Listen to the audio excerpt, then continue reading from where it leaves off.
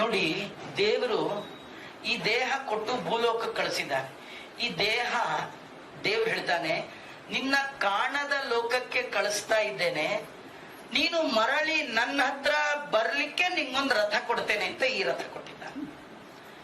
ದೇವರು ಕೊಟ್ಟ ದೇಹ ದೇವರ ಬಳಿಗೆ ಕರ್ಕೊಂಡು ಹೋಗುವ ರಥ.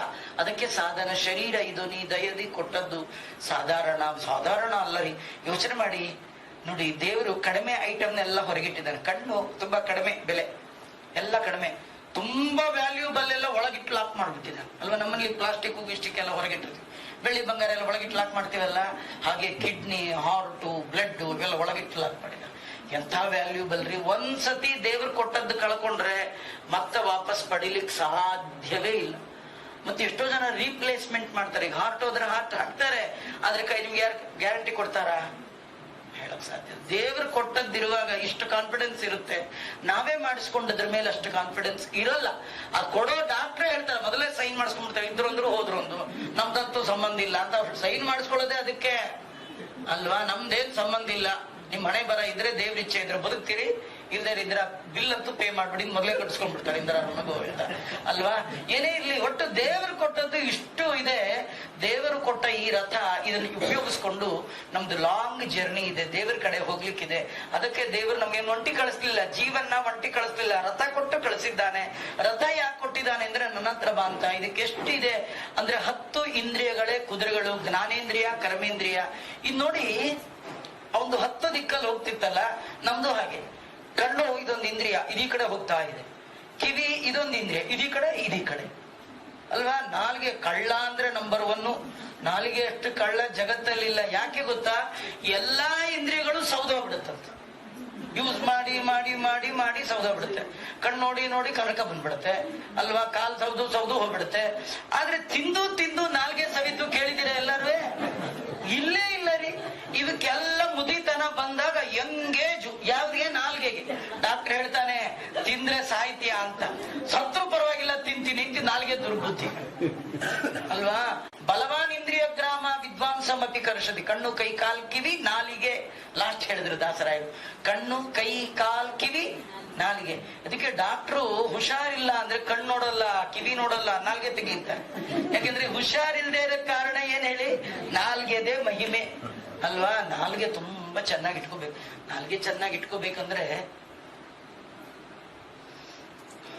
ನಾಲ್ಗೆಯಲ್ಲಿ ದೇವರ ನೈವೇದ್ಯ ಮಾತ್ರ ಬೀಳ್ಬೇಕು. ನಾಲ್ಗೆ ಕೇಳಿದ್ದೆಲ್ಲ ನಾಲ್ಗೆ ಕೊಡಬಾರ್ದು. ನಾಲ್ಗೆ ಕೇಳ್ದ ಹಾಗೆ ನೀವಿರಬಾರ್ದು. ನೀವ್ ಹೇಳಿದಾಗ ನಾಲ್ಗೆ ಕೇಳ್ಕೊಂಡು ಬಿದ್ದಿರ್ಬೇಕು. ಅದು ಎಂಗೇಜ್ ಅಲ್ಲಿ ಮಾಡ್ಬೇಕು, ಓಲ್ಡ್ ಏಜ್ ಅಲ್ಲಿ ಮಾಡಕ್ಕಾಗಲ್ಲ. ಎಂಗೇಜ್ ಅಲ್ಲಿ ನೀವು ಹೇಳಿದ ಹಾಗೆ ಹೇಳುತ್ತೆ ಅಂದ್ರೆ ಕಂಟ್ರೋಲ್ ಮಾಡ್ಕೊಳ್ಬೇಕು. ಸದಾ ದೇವರ ಚಿಂತನೆ ಬರಬೇಕಂದ್ರೆ ನಾಲಿಗೆಗೆ ಯಾವಾಗ್ಲೂ ದೇವರ ನೈವೇದ್ಯವನ್ನ ಹಾಕ್ಬೇಕು. ದಾಸರಂತಾರ ನೋಡಿ, ಹೃದಯದಿ ರೂಪವು, ವದನದಿ ನಾಮವು, ಉದರದಿ ನೈವೇದ್ಯವು, ಶಿರದಿ ಹರಿ ನಿರ್ಮಾಲ್ಯವ ಧರಿಸುತ್ತ ಕೋವಿದರ ಮನೆಯ ಹೆಗ್ಗದವ ಕಾಯುವುದೇ ಫಲವಿದು ಬಾಳ್ದುದಕ್ಕೆ ಅಂತ ಅವರ ಸಾಹಿತ್ಯ ನೋಡಿ. ಒಂದಕ್ಕೊಂದು ಲಿಂಕ್ ನೋಡಿ. ನಿಮ್ ಬಾಯಲ್ಲಿ ದೇವರ ನಾಮ ಬರ್ಬೇಕಾದ್ರೆ ಉದರದಲ್ಲಿ ನೈವೇದ್ಯ ಇರಬೇಕು. ತಾತ್ಪರ್ಯ ಏನ್ ಗೊತ್ತಾ? ಎಂಥದ್ದು ಇನ್ಪುಟ್ ಅಂಥದ್ದೇ ಔಟ್. ನೀವು ಒಳಗೆ ಏನ್ ಹಾಕೊಳ್ತೀರಿ ಅದು ಹೊರಗೆ ಬರುತ್ತೆ. ತುಂಬಾ ಲೂಸ್ ಟಾಕ್ಸ್ ಮಾತಾಡ್ತಿದ್ರೆ ಏನಂತ ಗೊತ್ತಾ? ಅವನಿಗೆ ತಿಂದು ಹೆಚ್ಚಾಗಿದೆ ಅಂತ. ತಿಂದು ಹೆಚ್ಚಲ್ಲ, ಹೆಚ್ಚಾದದ್ದನ್ನ ತಿಂದಿದ್ದಾನೆ. ಅವನಿಗೆ ಅಲ್ಲದ್ದನ್ನ ತಿಂದಿದ್ದಾನೆ, ಒಲ್ಲದ್ದನ್ನ, ದೇವರಿಗೆ ಅಲ್ಲದ್ದನ್ನ ತಿಂದಿದ್ದಾನೆ. ನೀವು ದೇವರ ನೈವೇದ್ಯ ಹೊಟ್ಟೆ ಒಳಗಿತ್ತು, ತಿನ್ನುವಾಗ ಇದು ದೇವರದು.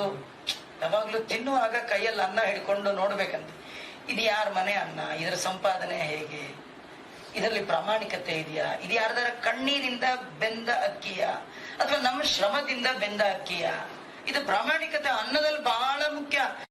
ನಿಂಗೆ ದೇವರ ದಯ ಆಗ್ಬೇಕಾ? 2 ಕೆಲಸ ಮಾಡೋದು. ಒಂದು, ಹಾಳು ಹರಟೆಗೆ ಹೋಗ ಬ್ಯಾಡ. ಹಾಳು ಹರಟೆಗೆ ಹೋಗ ಬ್ಯಾಡ. 2ನೇದು, ಕಂಡ ಕೂಳುಗಳ ತಿಂದು ಒಡಲೊರೆಯ ಬ್ಯಾಡ. ಭಗವಂತನ ಅನುಗ್ರಹ ಆಗ್ತಾರೆ. 2 ಕಾರ್ಯಕ್ರಮ. ಒಂದು, ಲೂಸ್ ಟಾಕ್ಸ್ ಮಾತಾಡ್ಬೇಡಿ. ಒಂದು, ಸಿಕ್ಕಿದ್ದು ಬಾಯಿಗೆ ಹಾಕೋಬೇಡಿ. ಸುಮ್ನೆ ಕೆಲವ್ರು ಏನಂದ್ರೆ ಕಾರ್ಪೊರೇಷನ್ ತಿಪ್ಪೆ ಇದ್ದಾಗೆ ಯಾವಾಗ ಹಾಕಿದ್ರು ಕಸ ಹಚ್ಕೊಳತ್ತದ, ಬೇಡ ಅನ್ನತ್ತ. ಈಗಿಲ್ಲ ರೀ, ಅವಾಗೆಲ್ಲ ಟೈಮ್ಗೆ ಬರೋದು. ಹಿಂದೆಲ್ಲ ಒಂದ್ ಕಾರ್ನಲ್ಲಿ ಒಂದು ತಿಪ್ಪೆ ಇಡೋದು, ಯಾವಾಗ ಬೇಕಾದ್ರೂ ಹಾಕ್ಬೋದು. ಇದು ಬಾಯು ಹಾಗೆ, ಯಾವಾಗ ಹಾಕಿದ್ರು ಹಾಕ್ಸ್ಕೋಬಾರ್ದು. ಇದು ಕೇಳ್ಬೇಕು. 12 ಒಂದು ಅಷ್ಟೇ ನಿಂದು ಊಟ, ಆಮೇಲೆ ನಿಂದೇನಿಲ್ಲ. ನಾವೇನ್ ಮಾಡಿದೀವಿ, ಬಾಯಿನ ಎರಡಕ್ಕೆ ಮೀಸಲು ಮಾಡ್ಕೊಂಡ್ಬಿಟ್ಟಿದೀವಿ. ಒಂದ್ ತಿನ್ನೋದು, ಇನ್ನೊಂದು ಅನ್ನೋದು. ತಿನ್ನೋದು ಅನ್ನೋದು ಎರಡಕ್ಕೆ ಮೀಸಲು ಮಾಡ್ಕೊಂಡ್ರೆ ದೇವ್ರ ದಯ ಅದು ಅಲ್ಲ. ಬಾಯಲ್ಲಿ ಒಳ್ಳೆ ನಾಮ ಬರ್ಬೇಕಂದ್ರೆ ಮೇಲೆ ಕೆಳಗೆ ಎರಡು ತುಂಬಾ ಟೈಟ್ ಇರ್ಬೇಕು. ಮೇಲೆ ದೇವರ ನಿರ್ಮಾಲ್ಯ ಇರ್ಬೇಕು, ಒಳಗೆ ದೇವರ ಪ್ರಸಾದ ಇರ್ಬೇಕು. ತದಲಂಬಹು ಲೋಕ ವಿಚಿಂತನೆಯ ಪ್ರವಣಂ ಕುರು ಮಾನಸ ಈಶ ಪದೇ. ಜಗದ್ಗುರು ಮಧ್ವಾಚಾರ್ಯ ಹೇಳ್ತಾರೆ, ಕಣ್ಣು ಎಲ್ಲಾರು ಹೋಗ್ಲಿ, ಬಾಯಿ ಎಲ್ಲಾರು ಹೋಗ್ಲಿ, ಕಿವಿ ಎಲ್ಲಾರು ಹೋಗ್ಲಿ, ಮನಸ್ಸು ದೇವರ ಪಾದಾರವಿಂದದಲ್ಲಿರ್ಲಿ. ನಿನ್ನ ಸರ್ವತ್ರದಲ್ಲಿ ನೆನೆಯುವವ ಅನ್ಯ ಕರ್ಮವ ಮಾಡಿದರೂ ಸರಿ, ಪುಣ್ಯ ಕರ್ಮ ಎನಿಸುವವು ಸಂದೇಹ ವಿನಿತಿಲ್ಲ ಅಲ್ವಾ. ರಿಮೋಟ್ ನಿಮ್ ಕೈಯಲ್ಲಿದ್ರೆ ಕಾರ್ ಎಲ್ಲಾರು ಹೋಗ್ಲಿ, ಹತ್ರ ಕರ್ಸ್ಕೋಬಹುದು. ರಿಮೋಟ್ ಯಾವುದು? ಮನಸ್ಸು. ಅದು ಎಲ್ಲಿ ಕಟ್ಟಬೇಕು? ಭಗವಂತನ ಪಾದದಲ್ಲಿ ಕಟ್ಟಿ. ಅಂದ್ರೆ ದೇವರ ನೆನಪನ್ನ ತಂದು ಕೊಡುವ ಕರ್ಮ ಸಾಧನ, ದೇವರನ್ನು ಮರೆಸುವ ಕರ್ಮ ಅದು ಸಾಧನ ಅಲ್ಲ. ಏನಾದ್ರೂ ಮಾಡಿ ದೇವರ ನೆನಪು ಬರ್ಬೇಕು, ದೇವರ ನೆನಪು ಬರ್ಬೇಕು.